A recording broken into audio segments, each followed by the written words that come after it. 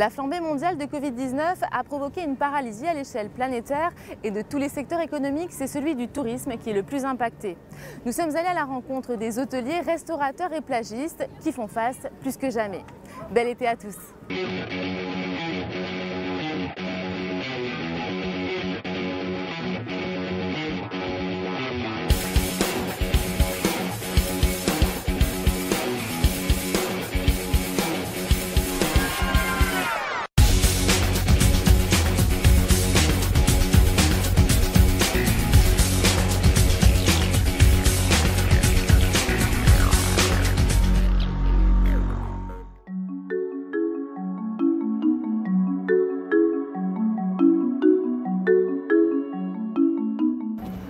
Eden, bonjour. Comment ça va, Dorothée? Ça va? Ça va bien?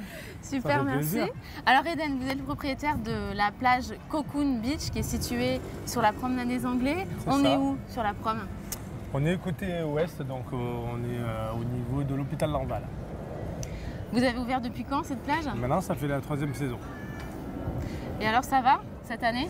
Ben écoutez, c'est un peu compliqué, il n'y a pas beaucoup de touristes, donc c'est un peu compliqué, mais nous on a une clientèle à plus de 80% locale niçoise, donc on tire notre épingle du jeu, on va dire. Vous nous faites visiter la plage? Allez. Et donc voilà, là, cette année, comme chaque année, on essaye de faire nos petits cocotiers, nos bananiers pour faire un petit côté exotique. C'est quoi le concept ici? Quand on traverse, quand on descend tous ces escaliers-là, une fois arrivé en bas, on est en vacances. Notre but, c'est les vacances. C'est dépaysement total. Une fois qu'on est dedans, on est dans un cocon. Cocon. Voilà, le but, c'est que les gens se sentent bien. Voilà, il faut qu'ils oublient leurs soucis quotidiens, les soucis du Covid, tous les soucis qu'il peuvent y avoir en ce moment. Une fois qu'ils ont descendu la plage, ils sont en vacances. On arrive dans un autre monde. C'est ça, on est dans les îles, on oublie tout. Néanmoins, on ne va pas oublier les gestes barrières, donc un petit gel hydroalcoolique. Dès qu'on arrive, le gel hydroalcoolique? Nos super serveuses en masque. D'accord, pour le service. Voilà, ensuite pareil, quand on a un mètre d'intervalle entre chaque table, des petits gels hydroalcooliques pour chaque client pour se laver les mains après leur repas. De ce côté gauche, on a le bar, donc avec notre barman toujours masqué. De ce côté, nous avons le côté restaurant, donc tout ce qui est grosse table au centre et des petites tables un peu partout. Nous avons le cocon, c'est pour les VIP. De ce côté là-bas, on a des gros canapés pour les grands groupes. Et on reste toujours dans le ton de blanc, de bois, de plantes vertes pour rester épuré. Cette année, à la place de la piscine, qu'on n'a pas mis par rapport au Covid et pour éviter pour les distanciations, etc. Donc on a fait un coin lounge, donc, qui est très agréable pour boire le matin le petit déjeuner ou boire des verres tout au long de la journée, le soir à l'apéro et le coucher de soleil. Et on a mis des petites balancelles aussi pour pouvoir faire la sieste quand on est un peu fatigué, on vient avec les enfants ou sans les enfants, on coupe, faire la petite sieste et même boire l'apéro avec le coucher de soleil, c'est agréable. Tu peux essayer, vas-y. C'est carrément une balançoire, ah ouais. Une petite balançoire. Trop cool. Tu peux te coucher, boire ton cocktail, voilà. Très sympa. La petite nouveauté de 2020. Et alors tout ce matériel là, il vient d'où? Alors là, c'est Vlaminck, maintenant c'est niçois. On prenait beaucoup à Bali. Avec les transports cette année, c'est un peu compliqué. Donc du coup, on a acheté chez du local et c'est du tech. Voilà, Vlaminck qui est très connu dans la Côte d'Azur pour tout ce qui est matériel de plage. Donc là, on arrive dans le côté plage. Donc on a nos transats qui sont à distance de 1 mètre et puis on a des beds qui sont les cocons privés de la plage. Donc du coup, c'est vraiment une place pour se relaxer, sentir avec les palmiers derrière. Si vous regardez la vue avec l'arrière, on se croirait en vacances. Et vous avez combien de transats? Alors cette année, on en a moins parce qu'on a fait des distanciations. On est à 175, que les autres années, on est à 250. Mais je préfère moi avoir moins de transats que les personnes se sentent bien. On n'est pas une plage de masse, on est une plage on essaye de mettre de la qualité. Donc on privilégie le bien-être de toutes les personnes qui viennent sur la plage. Côté cuisine? Cuisine, on a une nouveauté cette année. Donc, on a un très bon chef depuis 2 ans. Mais on a voulu changer un petit peu aussi notre niveau de cuisine avec des produits locaux, niçois et de la région. Avec une consultante qui s'appelle Julie, qu'on a pris cette année pour monter le niveau de la cuisine avec nos produits locaux et apprendre à notre brigade ses connaissances culinaires un peu asiatiques. Et d'ailleurs, les clients sont très contents de la cuisine cette année. Et ça fait du bien de voir tous ces Niçois qui travaillent, qu'on peut aider à travailler, que ce soit les légumes, le poisson ou la viande. On essaye de garder les gens le plus possible local. Julie Mélissi, bonjour. Bonjour. Alors vous êtes chef consultante ici à la plage Cocoon. Ça consiste en quoi, chef consultant? Eh bien, je suis venue épauler le chef de cuisine, Mag et Barbara, qui font partie de la brigade du Cocoon. Bonjour, enchantée. Leur donner mes petites recettes, mes procédés de fabrication et apporter un petit peu de fraîcheur à la carte. C'est quoi, vous, votre cuisine? Ma cuisine, elle est un peu méditerranéenne et niçoise, puisque je suis niçoise, mais beaucoup d'influences asiatiques. Pourquoi? Je suis amoureuse de l'Asie depuis toujours. J'ai fait pas mal d'arts martiaux, donc j'ai eu l'occasion de passer du temps au Vietnam et en Thaïlande. Et je suis revenue avec plein de recettes.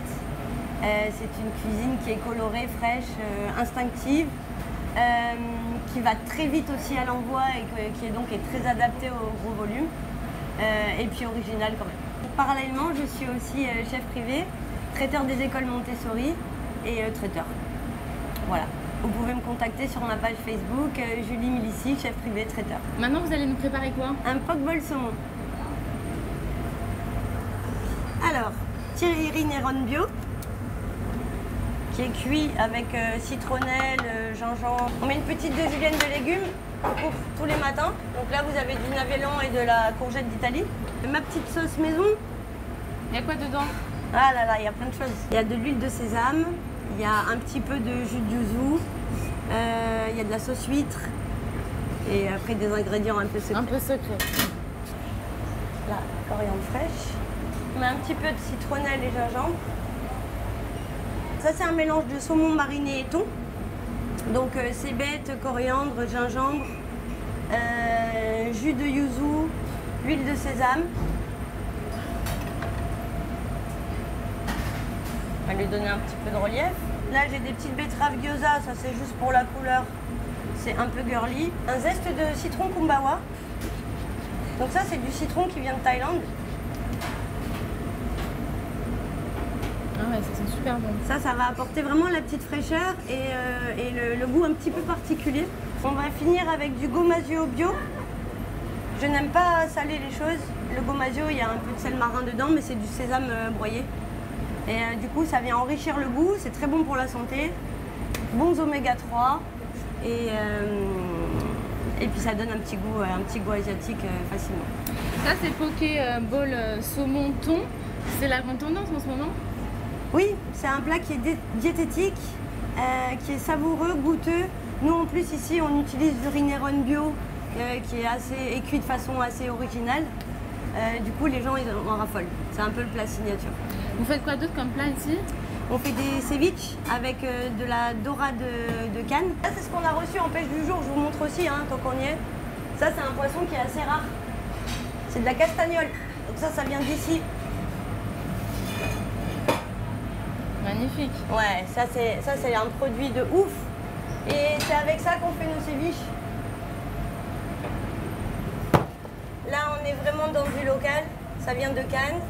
C'est du poisson qui est frais, qui arrive tous les jours, qui va repartir aussitôt en ceviche. Donc voilà, c'est une cuisine de produits avant tout en fait.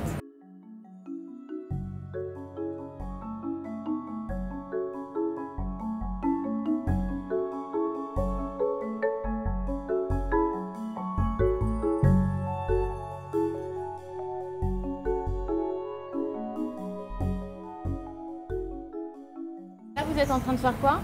Là, nous envoyons donc notre tartare de saumon, vinaigrette à l'aneth et pointe d'huile de truffe avec un petit jus d'herbe. Et là, je dresse les Saint-Jacques, risotto de petite épeautre bio, crème de truffe. Ça, ce sont des petites pousses de Saint-Janet. Ça s'appelle les Red Chard. Je vais venir. Un petit peu d'huile de truffe blanche d'Alba. Hein. Ça vient d'Alba. C'est pas non plus très très long. C'est important ça de travailler les produits locaux? Oui. Pourquoi? Ben, d'autant plus, je crois, sorti du Covid. Ça a renforcé, je pense, l'âme de tous les cuisiniers de vraiment travailler en circuit court, de refaire vivre notre patrimoine et nos producteurs locaux. C'est devenu encore plus important qu'avant. Et pour la clientèle aussi. Donc, Ils sont en recherche de ça, c'est ça? Ouais, Pourquoi? complètement. Ils ont appris pendant le Covid à mieux se nourrir, je pense, à aller chercher leurs produits à Gatière, à Saint-Janet. Et nous, on a le devoir de faire vivre ces producteurs-là. C'est écologique et en plus, ça fait vivre notre région. Donc, on a tout à gagner à privilégier ces circuits courts. Qu'est-ce qui vous passionne vous, dans ce métier?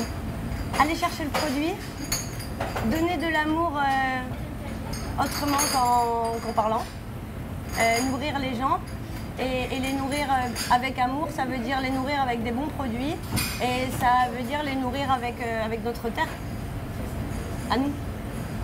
Même si on la transforme, hein, vous avez vu qu'on voyage, c'est pas grave, ça vient d'ici. Nissa, on a envie de dire. Nissa, mais complètement, regarde. Et ouais, là il y en a de partout. Ouais. Et d'ailleurs vous êtes membre des Toques Brûlées, une association de chefs niçois. Oui. C'était important pour vous? Ah ben oui, c'est alors une asso qui a été fondée par David et Noël Fort, qui m'ont pris un peu sous leur coupe il y a un an. Donc on est 5 chefs femmes dans cet asso et on se régale vraiment. Il y a une solidarité, on échange des savoir-faire qui sont complètement différents. Et il y a toujours beaucoup d'amour, beaucoup d'anti-gaspi, beaucoup de local. Et une fois qu'on est rentré dans cet assaut-là, on cuisine autrement. Il y a de plus en plus de femmes chefs alors dans la région? Oui. J'ai eu l'occasion de rencontrer pendant le Covid Eugénie Bézia, qui est chef étoilée. Et puis après, on a nos petites chefs des Toques Brûlées, Noël, Claire, Déborah qui est à Roure, qui est géniale. Enfin bon, on est... C'est pas réservé aux hommes alors, être chef? Plus maintenant. On a notre touche à mettre, notre subtilité, notre amour qui est différent, notre technicité aussi qui est différente de celle des hommes. Il faut les deux. Je pense qu'il faut les deux. Merci Julie. Merci Dorothée.